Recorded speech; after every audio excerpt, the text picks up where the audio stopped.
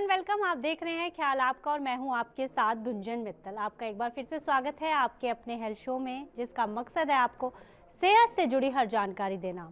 Omicron के बढ़ते मामलों की वजह से लोगों में चिंता बढ़ती जा रही है। केसेस को देखते हुए इसे कोरोना की तीसरी लहर भी कहा जा सकता है।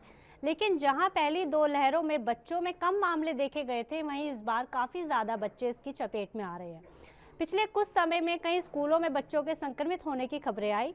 तो क्या कोरोना बच्चों को अपनी चपेट में ले रहा है?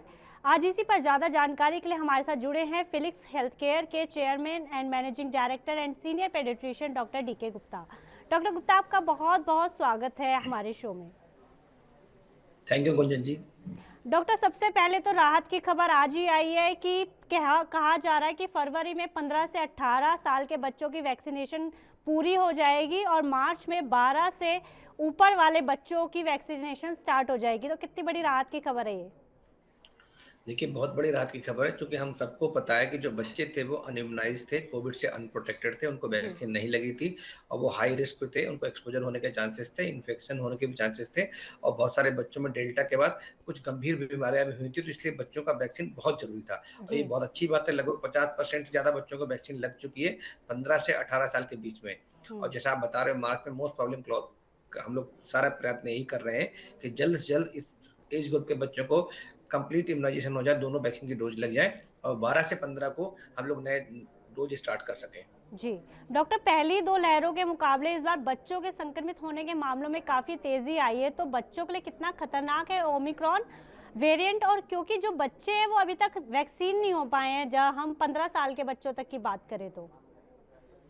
देखिए, पहले भी हम लोग गुंजन बात करते थे कि बच्चों के लिए कोरोना संक्रमण तो बराबर करता है, मतलब जी। इन्फेक्शन के चांसेस तो पूरे होते हैं, हम्म। बट उनके अंदर जो साइन सिम्पटम्स होते हैं वो बहुत ज़्यादा सीरियस नहीं होते। हाँ, बीमारी और निमोनिया और एआरडीएस और मल्टी ऑर्गन डिस्फंक्शन, इसके चांसेस भी कम होते हैं, इवन डेथ की संभावना काफ़ी कम होती है। ओके। बट डेल्टा के बाद ऐसा देखा गया है कि कई सारे बच्चों में रिकवरी के बाद कई सीरियस सिंड्रोम डेवलप हुए, जिसका नाम था post Covid multi system inflammatory syndrome. उसमें बहुत सारे बच्चों की मौत भी हुई और हम्म। बहुत सारे बच्चों को गंभीर आईसीयू में रखना पड़ा, उनको वेंटिलेटर पे, बाईपैप पे, ऑक्सीजन पे। तो इसलिए हमें कोविड को, चाहे वो ओमिक्रॉन हो चाहे डेल्टा हो, किसी भी वेरिएंट को हल्के में नहीं लेना चाहिए, बिकॉज हमें जी। ये नहीं पता पोस्ट कोविड से क्या इफेक्ट हो सकते हैं। तो जी। इसलिए जब तक बच्चों की वैक्सीन नहीं आती तब तक हम सबको जो भी कोविड एप्रोप्रिएट बिहेवियर है, चाहे मास्क लगाना हो, चाहे बार-बार हाथ धोने हो, चाहे भीड़ से बचना हो, चाहे नाक, मुँह, आँख को बार-बार नहीं छूना हो, सोशल डिस्टेंसिंग करनी हो, तो इन सब का बात का ध्यान रखना चाहिए। जी। डॉक्टर, मुझे ये भी बताइए, जैसे हम तीसरी लहर कह रहे हैं, तो उनमें आने वाले केसेस में बच्चों की कितनी संख्या है? तीसरी लहर में बच्चों की संख्या बहुत ज़्यादा थी, हम सब बता रहे हैं, चूँकि बच्चों को वैक्सीन नहीं लगी हुई थी, बच्चे प्रोटेक्टेड नहीं थे, बच्चे भी अब बाहर निकलना शुरू हो गए थे, चाहे वो पार्क में जाना हो, चाहे भीड़ मिलना हो लोगों से, कुछ जगह स्कूल भी चालू हो गए थे, बहुत सारे स्कूल्स में हमने देखा है कि स्प्रेडर इवेंट जैसी हुई, बहुत सारे स्कूल में बच्चे इन्फेक्ट हुए। क्योंकि अच्छी बात यही थी कि बच्चों में कोई भी गंभीर बीमारी उत्पन्न नहीं हुई है और हम उम्मीद करते हैं कि शायद पोस्ट कोविड भी बच्चों में कोई इसके कॉम्प्लिकेशन देखने को नहीं मिलेंगे। ओके। तो जो अभी बच्चे कोरोना संक्रमित पाए जा रहे हैं, तो उनमें कैसे लक्षण दिखाई दे रहे हैं? हाँ, जो लक्षण आ रहे हैं वो सिंपल फ्लू लाइक लक्षण है या इन्फ्लुएंजा लाइक इलनेस लाइक लक्षण है, जिसमें बुखार आना, तेज गले में दर्द होना, खांसी होना, कंजेशन होना, रनिंग नोज होना, हम्म। छींक आना या कभी-कभी हाई ग्रेड फीवर होना, जॉइंट पेन होना, बॉडी एक होना, बड़े बच्चों में फटीग, थकावट जैसी चीजें होना। तो ये सारे इन्फ्लुएंजा लाइक इलनेस के जो सिम्टम्स होते हैं बच्चों को देखने में मिल रहे हैं। बच्चों में बहुत सीरियस सिम्टम्स नहीं हो रहे हैं, रिकवरी भी 7 से 10 दिन में पूरी अच्छे से हो रही है, तो इसलिए चिंता का विषय नहीं। लेकिन फिर मैं बता रहा हूँ कि पोस्ट कोविड पता नहीं है रिकवरी के बाद कुछ और प्रॉब्लम तो नहीं हो सकती, इसलिए हम सबको बच्चों को अभी भी बचा के रखना चाहिए। जो बच्चे अभी तक इन्फेक्ट नहीं हुए उनका हमें ध्यान रखना चाहिए कि कोविड एप्रोप्रिएट बिहेवियर का सब पालन करें। ओके। डॉक्टर, ये भी बताइए, क्या न्यूबॉर्न बेबी इससे सुरक्षित है? और अभी जो मैं देख रही हूँ केसेस, वो 2 साल से कम बच्चे जो है उम्र के बच्चों के आ रहे हैं। तो ये कितना बड़ा सीरियस कंसर्न है हमारे लिए? बिल्कुल, छोटे बच्चे भी इन्फेक्ट हो रहे हैं, 4 साल के, 5 साल के ब्रेस्ट फीडिंग में बहुत सारी माताओं के फ़ोन आ रहे हैं, बल्कि मेरे घर में भी कुछ लोग हैं जो छोटे बच्चे हैं 4 महीने के, हम्म। वो रिलेटिव्स हैं, वो पॉज़िटिव हुए हैं। तो कहीं न कहीं ये अब हाउस होल्ड ट्रांसमिशन हो चुका है। थर्ड वेव में कम्युनिटी ट्रांसमिशन की बात नहीं कर रहे थे, हर घर में फैल चुका है। एक व्यक्ति को होता है तो कहीं न कहीं वो सबको फैल रहा है और जी। जैसा हमको पता है, जो कोरोना का जो ओमिक्रॉन स्ट्रेन है, वायरस का जो है, ये जो है लगभग 4 से 6 गुना ज़्यादा तेज़ी से फैल रहा है। तो इसलिए अगर घर में किसी एक व्यक्ति को हुआ तो छोटे बच्चों को और बड़े बुजुर्गों को बचाना बहुत मुश्किल जी। काम है। जी। तो इसलिए कोशिश यही करनी चाहिए कि सब लोग, पूरा घर, इन्फेक्शन कंट्रोल गाइडलाइंस हैं, जो कोविड एप्रोप्रिएट बिहेवियर्स हैं, सब लोग पूर्ण रूप से पालन करें, तभी पॉसिबल है हम इसको बचा सकते हैं। और जो लोग वैक्सीन के लिए एलिजिबल हों या फर्स्ट डोज लगनी है, सेकंड डोज लगनी है, बूस्टर डोज लेनी है, कृपया करके वो अपनी बूस्टर डोज जरूर लगवाएं। और जो एलिजिबल बच्चे हैं 15 से 18 साल के, वो भी अपना वैक्सीन जरूर करवाएं, बिकॉज हमारा एक ब्रह्मास्त्र जो है वो वैक्सीन ही है। जी डॉक्टर, एक तरफ तो कहा जा रहा है कि इसके बड़े माइल्ड सिम्टम्स, और ये भी कहा जा रहा है कि बहुत तेजी से स्प्रेड हो रहा है, तो इसमें सामंजस्य कैसे बिठाएं? क्योंकि वर्क फ्रॉम होम अभी नहीं, काफ़ी ऑफिस में भी लोग जा रहे हैं बड़े, तो वो ऐसे में बच्चों को कितना इन्फेक्ट कर सकते हैं और कितना मतलब खतरा है बच्चों के लिए भी ये? देखिए, सामंजस्य कैसे बिठा सकते हैं? सामंजस्य पता है हमें कि ये 4 गुना ज़्यादा तेज़ी से फैला है, 6 गुना ज़्यादा तेज़ी से फैला है। हॉस्पिटलाइज़ेशन रेट 20-30% तो है ही। हम्म। यूके में, ब्रिटेन में 50% तक था रफली। बहुत जगह लोगों के हॉस्पिटल कम पड़ रहे थे। तो कहीं न कहीं हमें इसकी स्पीड कम करनी पड़ेगी। हमें पता है फैलेगा, होना है, कम्युनिटी में ट्रांसमिशन हो चुका है, तो स्पीड कम करने के लिए हमें कोविड अप्रूव्ड फीवर का पालन करना चाहिए। अगर हम इसकी स्पीड कम नहीं करेंगे, तो चेन ऑफ ट्रांसमिशन चलता रहेगा, तो नए लोग इन्फेक्ट रहेंगे, तो ज़्यादा लोग एक साथ इन्फेक्ट होंगे, तो हो सकता है उसमें कुछ लोग सीरियस हो जाएँ, उनको भर्ती करना पड़े। तो उस समय हमारे हॉस्पिटल के बेड्स हैं, आईसीयू बेड्स हैं, वेंटिलेटर्स हैं, डॉक्टर्स हैं, नर्सेस हैं, उनकी कमी हो सकती है। तो इसलिए हमें इसकी स्पीड को स्लो करना है, मतलब कर्व को फ्लैटन करना है, कर्व को डैम्पन करना है, सो दैट जान माल का खतरा कम हो सके। जी, जैसे कि अभी आप देख रहे हैं काफ़ी स्टेट्स में स्कूल्स बंद है टोटली, तो अभी 15 से 18 साल के बच्चे वैक्सीनेट हो जाएंगे, उसके बाद 12 से ऊपर के बच्चे वैक्सीनेट हो जाएंगे, तो छोटे बच्चों की वैक्सीन कब आएगी और स्कूल खोलना कब तक सही रहेगा? देखिए, स्कूल तो मुझे लगता है मार्च के बाद ही खुल पाएँगे। ये वाला सेशन तो लगभग सारे बच्चों का ऑनलाइन ही होगा, क्योंकि थर्ड वेव जो है ना फरवरी तक चलेगी रफली।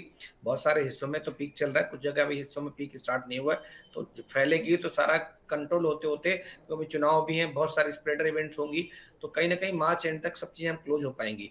तो उसके बाद स्कूल खुलेंगे। नंबर 2, स्कूल भेजना इसलिए आवश्यक है बिकॉज़ स्कूल में होलिस्टिक डेवलपमेंट होता है। जी। बच्चों का फिजिकल है या आपका टीचर से कनेक्शन है, बॉन्डिंग है, स्पिरिचुअल डेवलपमेंट है। तो ये सारे जो एजुकेशनल डेवलपमेंट है, वो सारे स्कूल जाने पे ही संभव है। तो इसलिए हमें कोशिश यही करनी चाहिए, जल्द से जल्द 12 से 10 ऊपर बच्चों को भी, और जो 5 साल से ऊपर बच्चे हैं एटलीस्ट, उनको भी वैक्सीनेट कराना चाहिए, सो दैट कि बच्चे एटलीस्ट अगले सेशन में जो अप्रैल से शुरू हुआ उसमें सब जा चुके हैं। जी। सरकार चाहे तो कर सकती है, ऐसा नहीं है, बट हमें वैक्सीनेशन की जो आपूर्ति है वो करवानी है, बिकॉज़ अब वैक्सीन हेजिटेंसी बहुत कम हो गई। लोग बढ़-चढ़ के वैक्सीन लगवाने में हम्म। हिस्सा ले रहे हैं। माताएँ, बहनें और जो पेरेंट्स हैं, उनके मन में इस समय उत्साह है, वो चाह रहे हैं कि हमारे बच्चे भी वैक्सीनेट हो जाएँ, क्योंकि इस बार सबको पता लग गया है ओमिक्रॉन से जो हम बचे हैं अच्छे से, उसका बहुत बड़ा कारण यही था कि वैक्सीन बहुत सारे लोगों को लग चुकी थी। 155 करोड़ लोगों को वैक्सीन लग चुकी है। जी। इसके अलावा बहुत सारे ऐसे लोग हैं जिनको नेचुरल इन्फेक्शन हो चुका है। तो कहीं न कहीं हर्ड इम्यूनिटी की तरफ हम लोग जा रहे हैं, बट जो बच्चे अभी अनप्रोटेक्टेड हैं, उनको वैक्सीन लगवाना बहुत ज़रूरी है। सरकार को चाहिए 5 साल से जितने ऊपर बच्चे हैं, उनको एज़ अर्ली एज़ पॉसिबल उनके लिए वैक्सीनेशन प्रोग्राम को लॉन्च करें, स्पेशली कोविड का। ओके डॉक्टर, जैसे कि आप जानते हैं कि नॉर्थ इंडिया में काफ़ी ज़्यादा ठंड का प्रकोप चल रहा है, तो बच्चों को सर्दी खांसी और जुकाम तो आम चल ही रहा है, तो ऐसे में क्या बच्चों का कोरोना टेस्ट कराना ज़रूरी है या कराना चाहिए पेरेंट्स को? देखिए, इस समय सही कह रहे हैं आप कि जब भी वेदर चेंज होता है तो खाँसी, जुकाम, बुखार, इन्फ्लुएंजा, फ्लू, इस तरह के सिम्पटम्स लोगों को होते हैं बच्चों को। लेकिन इस समय जो इन्फ्लुएंजा सिम्पटम्स आ रहे हैं, वो कोविड ही है जब तक कि हम उसको रूल आउट ना करें, कोविड नहीं है। तो अगर कोई बच्चा सिम्प्टोमेटिक है और ख़ासकर कोई स्पेशल बच्चे हैं, जैसे कोई बच्चा डायलिसिस पे है, जुवेनाइल डायबिटिक मेलाइटिस है, ब्रोंकाइटिस है, बच्चे को अस्थमा है, हार्ट में छेद है, हार्ट फेलियर में है, कोई ट्रांसप्लांट में है, सिकल सेल एनीमिया है, थैलेसीमिया है, एचआईवी है, स्टेरॉइड्स में है। तो ऐसे बच्चे जो इम्यूनो कम्प्रोमाइज़्ड बच्चे हैं, उनका तो हमें स्पेशल ध्यान रखना चाहिए, उनका तो टेस्ट तुरंत ही कराना है। बाकी अगर कोई बच्चा सिम्प्टोमेटिक है और घर में कोई कॉन्टैक्ट पॉज़िटिव है, कि घर में किसी को हुआ है, तो टेस्ट कराने की आवश्यकता ज़रूर बनती है। ओके, जैसे कि अभी आपने कहा था कि पोस्ट जो कोविड है वो बच्चों में काफ़ी ज़्यादा सीवियर देखा गए थे कुछ चीज़ें कुछ, तो अगर किसी बच्चे को कोरोना हो चुका है तो आगे चलकर बच्चों की सेहत पर इसका क्या असर होगा इन फ्यूचर? देखिए, आगे की हाँ, बिल्कुल। तो कोरोना खाली प्राइमरीली तो लंग्स को इन्फेक्ट करता है। हम सबको पता है लंग्स की बीमारी है और जो श्वसन तंत्र है उसको कमज़ोर करता है। उसके अंदर निमोनिया, आईआरडीएस या ब्रोंकाइटिस कर सकता है। लेकिन बाद में हमारे हार्ट पे भी करता है। बहुत सारे बच्चों में मायोकार्डाइटिस देखी गई, हम्म। लिवर डिस्फंक्शन करता है, लिवर के एंजाइम बढ़ जाते हैं, लिवर प्रॉब्लम्स होती हैं, किडनी को अफ़ेक्ट करता है। इसके अलावा ब्रेन में बहुत सारा देखा गया इन्केफ्लोपैथी है या बहुत सारे ब्रेन के सिम्पटम्स होते हैं, न्यूरोलॉजिकल सिम्पटम्स हैं, वो बच्चों में डेवलप होते हैं। तो रिकवरी के बाद ही देखा गया कुछ बच्चों में लास्ट ईयर कि multi system inflammatory syndrome develop हुआ लास्ट वेव में, सॉरी सेकेंड वेव का डेल्टा के बाद। तो हमें अगर कोई बच्चा कोरोना से ठीक भी हो गया है और खास करके बच्चा ओबेसिटी है और थोड़ा बड़ी एज ग्रुप में है, मतलब 5-7 साल से ऊपर की एज ग्रुप का है, तो अगर उस बच्चे को भूख नहीं लग रही है, बच्चा इरिटेबल है, बच्चा चिड़चिड़ा है, ग्रोथ ठीक से नहीं हो रही है, बच्चे का फीवर परसिस्ट कर रहा है, बच्चे को ब्रीदिंग डिफिकल्टी है, सांस चलने फिरने में सांस फूलता है या पेट दर्द है, लूज मोशन है, वॉमिटिंग है, कोई न्यूरोलॉजिकल सिम्टम है, कंफ्यूजन है, बच्चे को डिलीरियम है, तो ऐसे बच्चों का ध्यान रखना चाहिए हमें। कोई भी ऐसे सिम्टम्स आए तुरंत अपने बच्चे को नियर बाय डॉक्टर है, जो नियर बाय पीडियाट्रिशियन, उसको तुरंत दिखाएं। अभी ताज़ा खबर के मुताबिक यूरोप ने जो ओमिक्रॉन कोविड-19 को एज अ नॉर्मल फ्लू घोषित कर दिया है और वहाँ पर अब मास्क और वैक्सीन भी मैंडेटरी नहीं रही है। तो इन फ्यूचर हम यही देखते हैं कि जो ये ओमिक्रॉन है, कोरोना वायरस है, एक नॉर्मल फ्लू की तरह होगा और हमें जैसे हम बच्चों को इन्फ्लुएंजा वगैरह की वैक्सीन देते हैं तो हमें बच्चों को इस तरह की वैक्सीन भी देनी पड़ेगी। बिल्कुल, ये नॉर्मली इन्फ्लुएंजा ही है। वायरस क्या है, कोरोना वायरस एक फैमिली है, उसमें बहुत सारे कोरोना वायरसेस होते हैं। नॉर्मली भी वो हमारे रेस्पिरेटरी सिस्टम को इन्फेक्ट करते हैं और नॉर्मली वो फ्लू लाइक होते हैं कि सेल्फ लिमिटिंग डिजीज होती है। 5 से 7 दिन में लोग रिकवर कर जाते हैं, बच्चे रिकवर हो जाते हैं। लेकिन अभी तक जो था कोविड के जो स्ट्रेन थे, कुछ खतरनाक थे, डेल्टा था या अल्फा, बीटा थे। अब जो नया जो स्ट्रेन आया ओमिक्रॉन, पहले से माइल्ड है, लेकिन ये भी इसका स्प्रेड बहुत तेज है। हो सकता है जो अगले स्ट्रेन्स हैं वो और माइल्ड हो सकता है उनका ट्रांसमिशन रेट भी कम हो। तो कहीं न कहीं हम लोग पैंडेमिक से एंडेमिक की तरफ जा रहे हैं, इसमें कोई दो राय नहीं है। कोई ओके। भी बीमारी लगातार लंबे समय तक परसिस्ट नहीं कर सकती है, कंट्रोल की तरफ जा रहे हैं। लेकिन वैक्सीनेशन करवाना, अभी कोविड बिहेवियर का पालन करना अभी ज़रूरी है, बिकॉज़ हमारा देश इतना सक्षम नहीं है कि अगर गलती से ये ओमिक्रॉन वायरस या कोई नया म्यूटेंट आ जाता है और तेज़ी से फैलता है और लोगों के अंदर निमोनिया या आरडीएस करता है, तो हमारे अस्पताल, हमारे डॉक्टर, हमारे नर्सेज़ इतनी प्रचुर मात्रा में नहीं है जी, हमारे पास कि इतने सारे लोगों को हम सँभाल सकें। जी, हमारी आबादी 135-40 करोड़ है। जो देश यूरोप है, पूरे यूरोप की आबादी इतनी नहीं है। उनका जो जीडीपी का एक्सपेंडिचर है हेल्थ केयर पे, वो 15% के आसपास है। हम लोग 1.5% भी नहीं खर्च कर रहे थे। अब 2 से ढाई की बात कर रहे हैं। तो कहीं न कहीं जो हमारा संसाधन है, वो इतना अभी स्ट्रॉन्ग नहीं है, तो इसलिए हमें सावधानी रखनी चाहिए। Prevention is better than cure, तो प्रिवेंशन पे फोकस करना चाहिए। डॉक्टर चलते-चलते मैं आपसे जानना चाहूँगी कि बच्चों को कैसे बचाएँ कोरोना के जो नए वेरिएंट ओमिक्रॉन से और कितना खतरनाक है बच्चों के लिए ये नया वेरिएंट ओमिक्रॉन?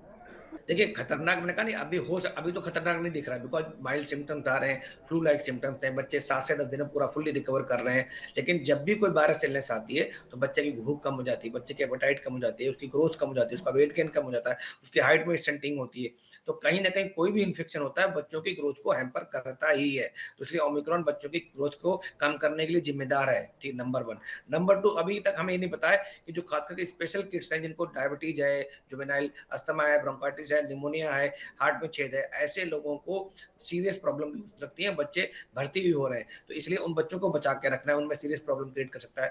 नंबर 3, हमें अभी ये नहीं पता कि बच्चे रिकवरी करने के बाद कैसा रिएक्ट करेंगे, क्या जी, रिस्पॉन्स होगा, कहीं ऐसा तो नहीं जैसे डेल्टा के साथ हुआ था कि पोस्ट रिकवरी कुछ उनको प्रॉब्लम डेवलप हो जाए। तो इन्फेक्शन कोई भी हो, कोई भी इन्फेक्शन अच्छा नहीं होता है। जी, माता-पिताओं से पूछो, पेरेंट्स से, कि अगर बच्चा बीमार होता है, जुकाम भी होता है, तब भी उनको दिक्कत होती है। जी, तो जी। हमें इन्फेक्शन के प्रिवेंशन पे काम करना चाहिए और उसका तरीका यही है कि बच्चों को कोविड एप्रोप्रिएट बिहेवियर, मास्क लगाएँ, बार-बार हाथ धोएँ, बहुत इंपॉर्टेंट है। रेस्पिरेटरी हाइजीन जिसको बोलते हैं, खाँसते-छींकते समय आपको ध्यान रखना है। हैंड हाइजीन आपको ध्यान रखना है, सोशल डिस्टेंसिंग करनी है। ना ही ये कोविड से बचाएगा, बल्कि इसके अतिरिक्त बहुत सारी बीमारियाँ हैं, जैसे इन्फ्लुएंजा है, स्वाइन फ्लू है, जी। निमोनिया है, ट्यूबरकुलोसिस है, ब्रोंकाइटिस है, ऐसी बहुत सारी बीमारियों से यार अपर रेस्पिरेटरी इन्फेक्शंस होते हैं, उनसे बचाएगा। बार-बार और हाथ धोने बच्चों से में फ़ायदा एक होगा, अच्छी फूड आदत ये पॉइज़निंग, डेवलप होगी। बिल्कुल, फूड पॉइज़निंग कम होगी, टाइफाइड कम होगा, gastroenteritis, diarrhoea, loose motion, vomiting, ये बहुत सारी बीमारियों से फ़ायदा मिलेगा। जी, डॉक्टर आपका बहुत-बहुत शुक्रिया हमारे तमाम सवालों के जवाब देने के लिए और हमारे साथ जुड़ने के लिए। Thank you so much doctor. Thank you. तीसरी लहर के लक्षण भले ही हल्के हों, लेकिन हमें इसे बिल्कुल भी हल्के में नहीं लेना और कोरोना संक्रमण से बचने के लिए सभी प्रिकॉशंस फॉलो करने होंगे। अगर आपका बच्चा भी 15 से 18 साल के बीच का है तो उसे वैक्सीन ज़रूर लगवाएं। अब हमें दीजिए इजाज़त, हम कल फिर हाजिर होंगे हेल्थ से जुड़ी नई जानकारी लेकर। तब तक आप अपना और अपनों का ध्यान रखें। चलते चलते हम आपको बताना चाहते हैं TV9 डिजिटल के न्यू इनिशिएटिव TV9 वैन के बारे में। आखिर क्या इनिशिएटिव, आइए देखते हैं इस वीडियो में। Today, doctors are busier than ever providing care and advice to patients. And the reality is that an average patient now spends much more time in the waiting room than in the doctor's chamber. With such a captive audience, it's time to put their wait time to good use. Introducing TV9 Waiting Area Network that provides premium patient engagement experience through engaging and informative videos. These videos are created keeping in mind an Indian patient seeking medical attention. TV9 Waiting Area Network provides a perfect platform for educating the patients on everything a doctor's practice has to offer while elevating the doctor's brand at the same time. As a doctor, all you need is to have Wi-Fi at your clinic and we'll take care of the rest. We provide you with a TV, a media player, your clinic profile, and a playlist customized as per your practice. Combine all this with the regular news updates from TV9 and you have an awesome branding and marketing tool for your clinic. Write to us at wan@tv9.com and we'll get in touch with you to set up our solution at your premises.